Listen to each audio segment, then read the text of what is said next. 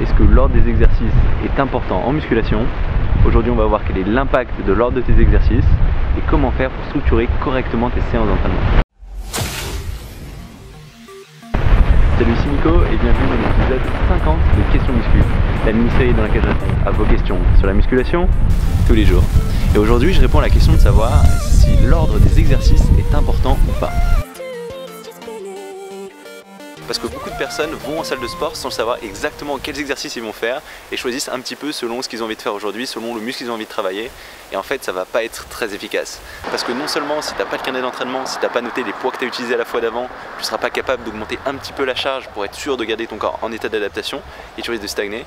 Mais aussi en plus parce que si tu sais pas quel exercice tu vas faire, tu peux les faire dans un ordre qui peut être vraiment contre-productif. Parce que l'ordre des exercices c'est un facteur vraiment important. Et le premier facteur vraiment important en lien avec ça, ça va être le principe de priorisation. Parce que l'exercice que tu vas faire en premier, en début de séance, il aura beaucoup plus d'impact que les exercices que tu vas faire par la suite. Parce qu'au début de ta séance, que ce soit physiquement ou mentalement, tu as beaucoup plus d'énergie. Donc tu seras en mesure de travailler beaucoup plus intensément, de mettre plus d'intensité dans ce muscle que tu essayes de travailler et de le travailler beaucoup plus en profondeur.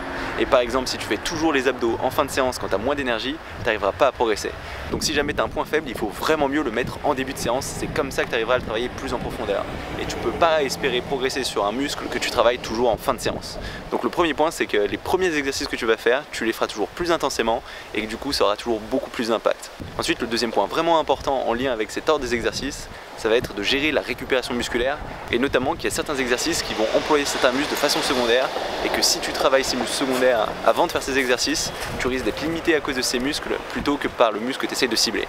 Concrètement, si on prend un développé couché, il va travailler non seulement les pectoraux mais aussi de façon secondaire les épaules et les triceps. Et si tu as travaillé tes épaules ou tes triceps avant de faire ce développé couché, tu risques d'être limité par la fatigue de tes épaules ou tes triceps au lieu d'être limité par tes pectoraux. Et du coup, tu ne réussiras pas à travailler à fond ces pectoraux parce que tu auras été limité dans cet exercice, pas par ces pectoraux, mais par tes épaules et tes triceps. Et si jamais tu veux en savoir plus sur cette thématique, j'ai fait une petite vidéo où je t'explique exactement comment gérer cette récupération musculaire.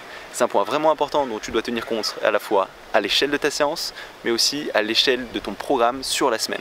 Ensuite, un troisième point très important, ça va être de gérer à la fois ta fatigue nerveuse et de gérer ta congestion au fur et à mesure de ta séance. Parce que comme je te l'ai dit, au début de ta séance, tu as plus d'énergie, mais par contre, tu as aussi une moins bonne congestion. Ça veut dire que tu n'as pas encore beaucoup de sang dans le muscle, vu que ça arrive au fur et à mesure que tu as des contractions musculaires, donc au fil de ta séance. Et ça, il faut vraiment en tenir compte. Parce qu'il y a certains exercices que tu ne pourras pas faire sans être un minimum échauffé, sans avoir un minimum de sang.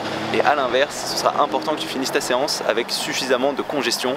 Et avoir une bonne congestion à la fin de ta séance, ce sera quelque chose d'assez important et qui sera plus lié à l'emploi d'un grand volume d'entraînement, ça veut dire un grand nombre de répétitions.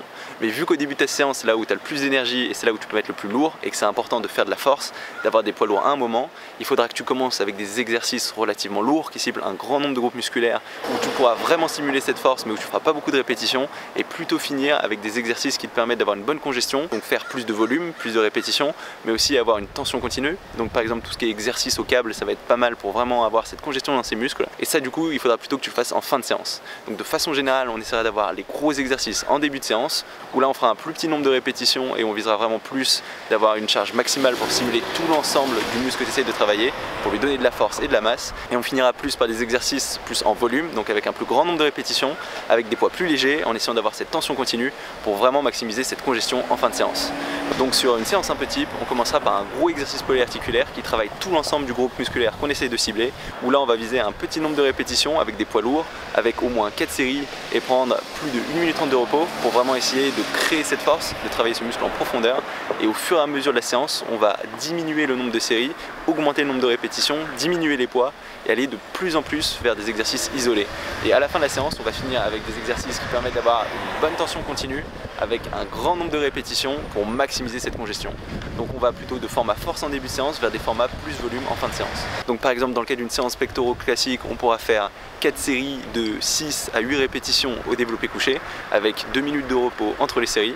On enchaînera ensuite sur du développé incliné, donc un exercice un peu plus isolé qui vise plus la portion claviculaire des pectoraux, la portion haute, pour 3 séries de 8 à 10 répétitions et 1 minute 30 de repos entre les répétitions. Et on pourra finir avec des écartés à la poulie, où là par exemple on fera 3 séries de 15 répétitions en mettant relativement léger et en se concentrant vraiment sur la contraction du muscle, avec environ 1 minute de repos entre les séries. Comme ça on sera passé d'un exercice qui vise plus la force, qui travaille tout l'ensemble des muscles, un exercice un peu plus isolé où là on a toujours pas mal de volume, et à la fin on termine avec quelque chose qui permet d'avoir une bonne congestion dans tout l'ensemble du muscle. Alors est-ce que cet ordre des exercices il est important? Oui, il est vraiment essentiel. Et encore une fois, si tu veux réussir à progresser sur un muscle, il faudra qu'à un moment il soit en début de séance.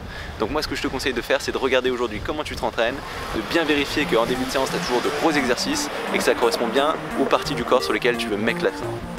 Et voilà, ça va être tout pour cette vidéo. Si jamais elle t'a plu, n'hésite pas à mettre un petit pouce bleu. Tu peux aussi t'inscrire à ma chaîne YouTube pour savoir quand je sors de nouvelles vidéos. J'en sors tous les jours.